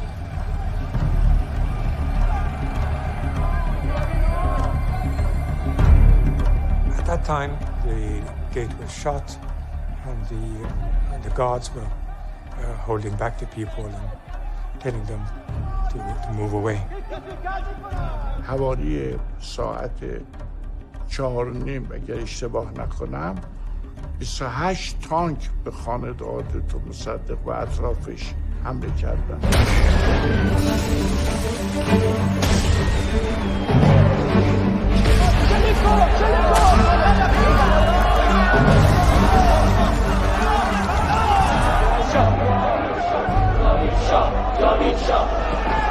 ما از 57 نفر ثلث افرادمون شهید شدن در دفاع، چون دفاع کردن شهید گوناگون در نقاط مختلف. ولی حرف خوبش که یادگار خواهد بود که یکی از درجات همینطوری که تمام این جراحاتش دست گذاشته بود و قسمتی از اعضای بدنش بیرون اومده بود روش دست گذاشته بود با همون جام داد، گفت فدا آقای دکتر مصدق، گفت فدای آقای دکتر مصدق. موقعی که اومدن حمله کردن به خونه دکتر مصدق، لابد خود دکتر مصدق تعریف کرده که آمدن و آقایون 3-4 آقای مونده بودن پلوش، گفته بود که من گفته شما بدین، بعضی وزرا بودن، گفته شما بدین اینجا خطرناکه، من که موندم میخوام همینجا بمیرم، نیست که کشته بشم. شهادت من به نفع ملت ایرانه و واقعا به عنوانی که با گلوله این کودتاچیان کشته بشه دوست دارم. اونها اظهار کردن شما ندید ما احتمالاً باید خودمون رو بکشیم چون اینا وحشی هم بکشیم. به ایشون به خاطر اینکه مبادا یه همچین کار شما بکنید قبول کردن که برن. Then Mossadegh escaped and went to the neighboring house.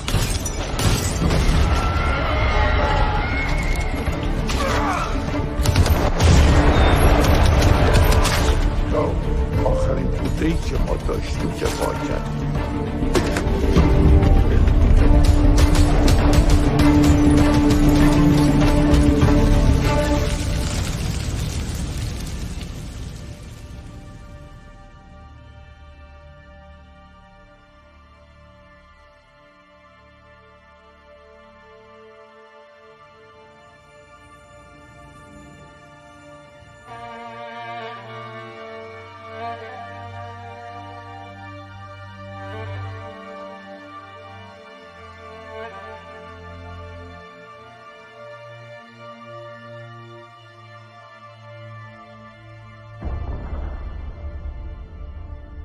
Papa was from then on the shoulder of the people.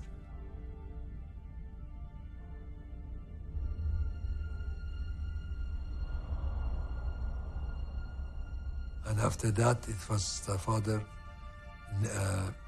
to the nation, and he made a short speech. I am the Prime Minister, and I ask him to surrender instead of having a bloodshed. And I am in the control. It worked.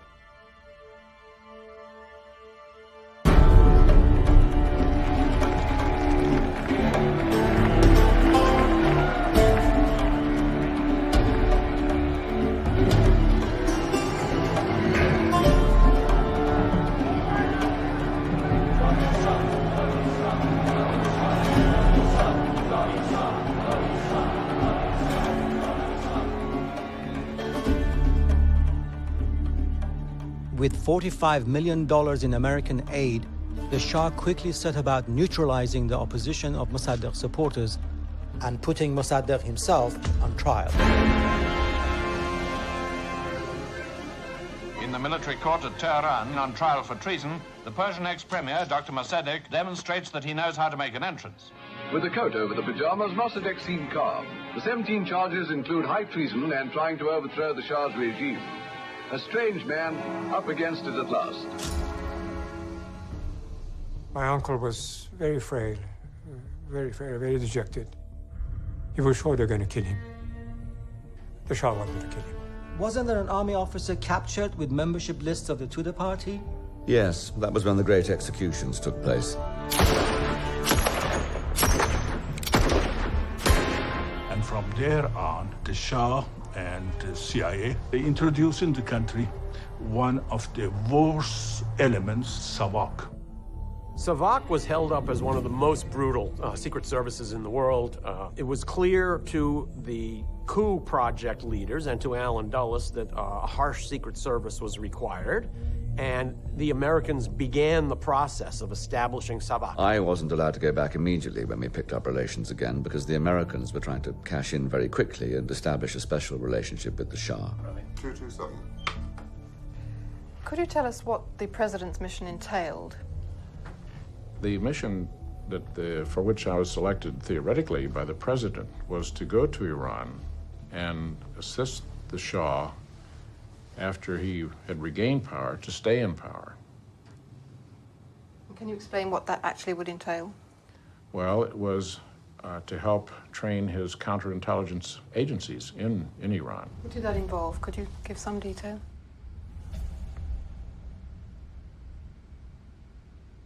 Not really. Okay. Yes. Okay. Yep. What about SAVAK and all that? Everywhere they have a SAVAK and all that. You have a CIA, you have MI6, you have a KBG, you have all this. Yes, there was a torture. There was torture. That's what I have not been tortured myself. Soon after, just a few years later, they handed it off to Israel and the Mossad, and that became the force that shaped SAVAK over a longer period. Also security activity. We had security relations with Iran. We sold them military equipment. They were interested in common developments. They developed a great interest between us and Iran, which were of great strategic impact. After they changed their minds from death sentence, then somebody decided on the 3 years of solitary confinement in the military prison. With Mossadegh behind bars, Anglo-Iranian was renamed British Petroleum, BP, and now had to share Iranian oil with a handful of American and European companies. BP didn't come out on top, but they came back with a major share in the international consortium, which was subsequently set up. And I suppose from my own point of view, I'd have probably sat there for another 10 years in that appalling heat instead of doing some much more interesting jobs, which I was allotted to later.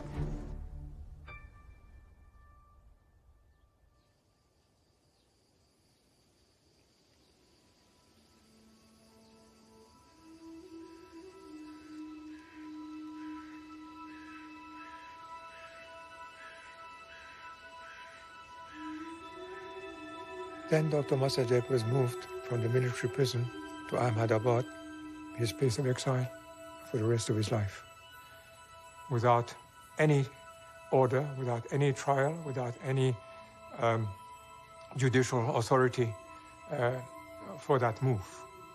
It was totally illegal, done under the Shah's orders. What was his state of mind when he was under house arrest?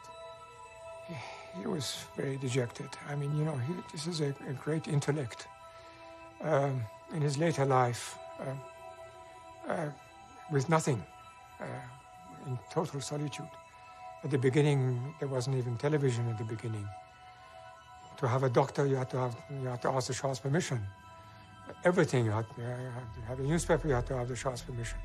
For a man like that to sit all day and stare out into this nothingness, not to have any communication with his friends, with his world, with his political world, suddenly to be cut off from all he had striven for 50 years or more, it was disaster. It was just, every day he said, I just want to die.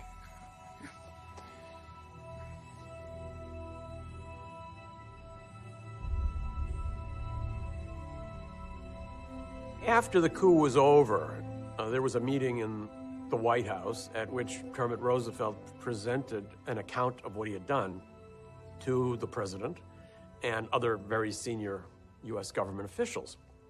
I think Eisenhower, in particular, was astonished and deeply impressed. President Eisenhower, as a general, had to send kids off to die by the thousands. Now he sees you can change an entire regime and only a couple of hundred people die, and none of them are Americans, and it's very cheap. So he would have seen covert action as a peace project. An internal report in the CIA about the coup in Iran later calls it a day that should never have ended. Its consequences were so significant on so many levels. This had a very negative effect on Iran's attempts at building a democracy. It also had an impact on the thinking of U.S. policymakers and U.S. strategists, and particularly covert operations planners. Because it was seen as a big success, this opened the world to them. So, of course, they were emboldened to do this yet again just the following year, in 1954, in Guatemala, when they overthrew the democratically elected government of Aquibo Arbenz. And in the spring of 1954, there was also a big conference in Geneva to decide the future of Vietnam. When it became clear that the Geneva Agreement was going to give Ho Chi Minh a piece of territory, Dulles walked out. As he was flying home, he decided, we're not accepting this, and we're going to fight. We're going to undermine Ho Chi Minh. Of course, the French couldn't defeat him. They're a decadent old power. The British are not ambitious enough. We are going to do it. We can do what they couldn't do. Oh, people thought we couldn't get rid of Mossadegh. People thought we couldn't get rid of Arbenz in Guatemala. We just got rid of those easily, like you'd swat a fly. You think we can't get rid of Ho Chi Minh? Just watch.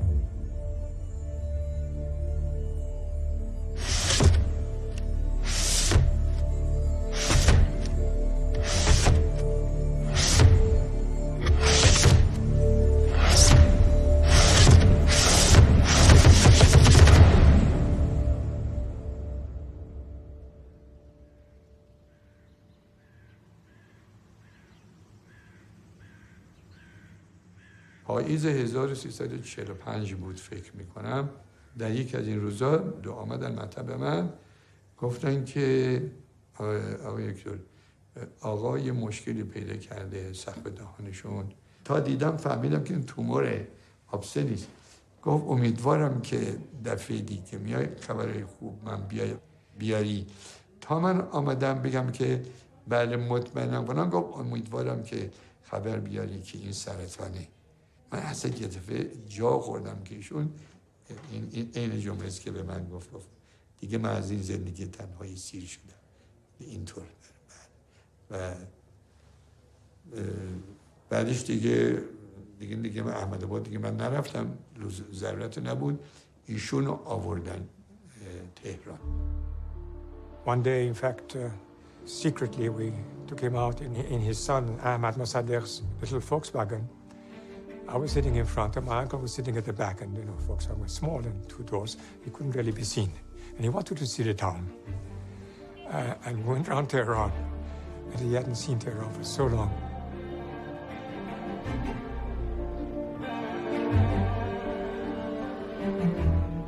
He loved it. Yeah.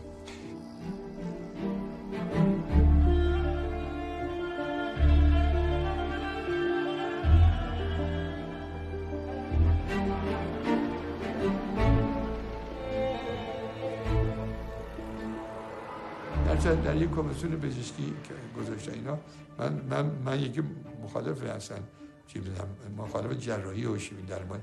من موافقم بودم که رها کنید. Soon thereafter, I was up in my office and I got a call immediately to go down. ولی متاسفانه رادیوتراپی رو انجام دادن. He just died. So متاسفانه به علت خونریزی شدید و یا ایجاد سپتسمی، یعنی وارد شدن عفونت در خون بدن، ایشون در 14 اسفند 1345 فوت میکنه. So wondering what to do. His will was to be buried alongside the martyrs of July 52. Phone calls between the Minister of Court, reported immediately to the Shah, of course, and the word came down that no, he's not to be buried in a public place. و همونجا مادر من پیشنهاد کرد، گفت آقا پدر من در سالهای پایانی زندگیش زندانی بوده در احمدآباد، ببین بقیه عمرش هم همونجا احمدآباد بود، بقیه دوران مرگش هم در همون احمدآباد باشه. So they put the corpse in an ambulance. دایی‌هام هم پشت سر بودن. ما آژیرکشون رفتیم رو بهمنی. دلیلش هم بود که مادرم هم میگفت آقا ما ممکنه که الان اگه جلدی عمل نکنیم خودمون اونجا نرسونیم ممکنه بیان و اینا تصمیماتشون رو برن حتی جنازه از ما بگیرن ببرن. Anyway, we went into Ahmedabad and he was buried in what was formerly his dining room downstairs. سر مادرم گفت آقا همه جای میز ناهارخوری اینا رو جمع بکنیم و زمین رو بکنیم این اتاق مقبره ایشون.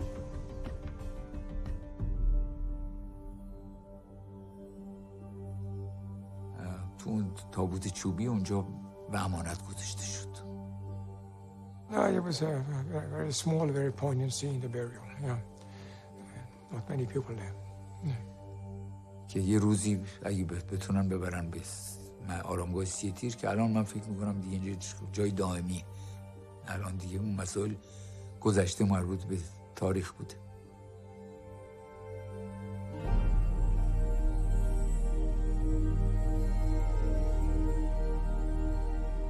Released from the burden of Mossadegh and his dream of democracy for Iran, the Shah is finally liberated to be what he always wanted, an all-powerful king, free to reign and rule, and stride the globe.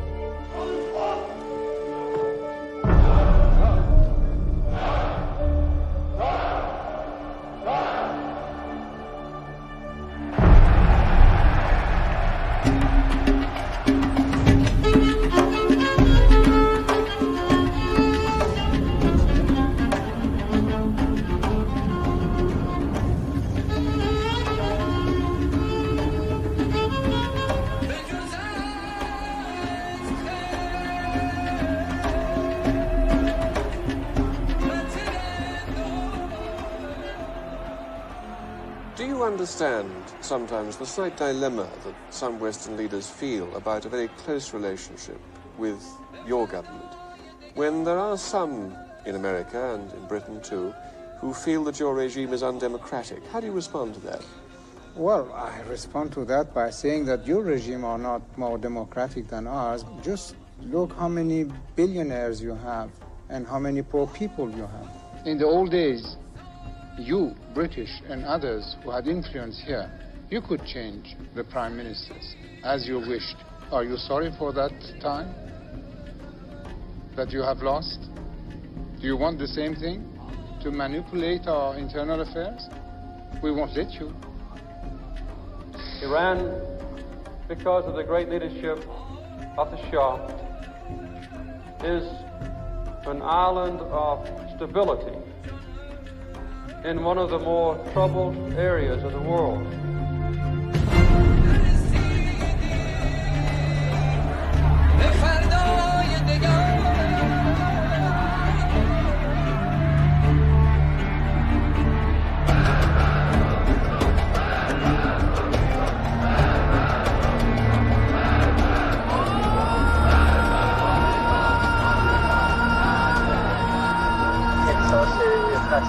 کنم و احتیاج به استراحت. ضمناً گفته بودم که تا خیالم راحت بشه و دولت مستقر بشه بعد مسافرت خواهم کرد.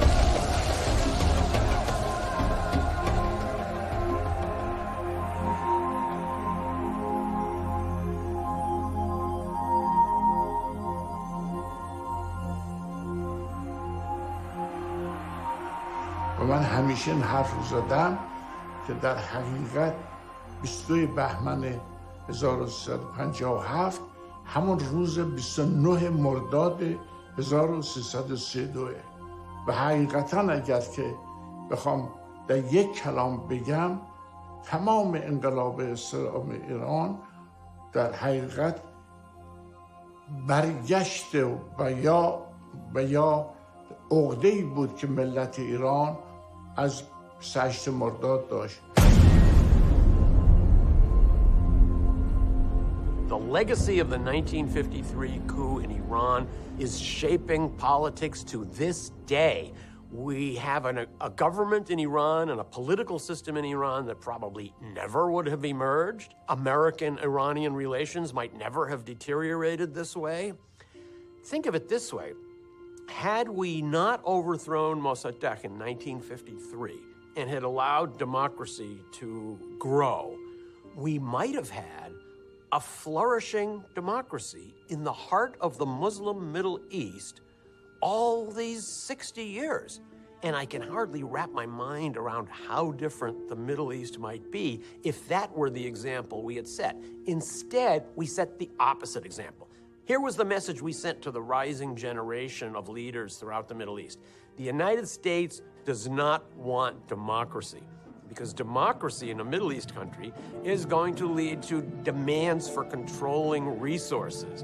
What we want is a dictatorial leader who can repress his people as much as he wants, and we will help him do that as long as he gives us free access to oil. That was the message of the Iran coup, and that was heard all over the Middle East, and it led to the emergence of all the kinds of regimes in the Middle East that have created the crises that we now live with. So this was a decisive, historic episode. When you read a history of the 20th century, in many cases, you'll be lucky to find one line on this coup. It should be a big chapter. I wrote the whole thing up from beginning to end, and it's definitely on file. I think I could persuade them to let me see it. It's the sort of thing you won't find in any book.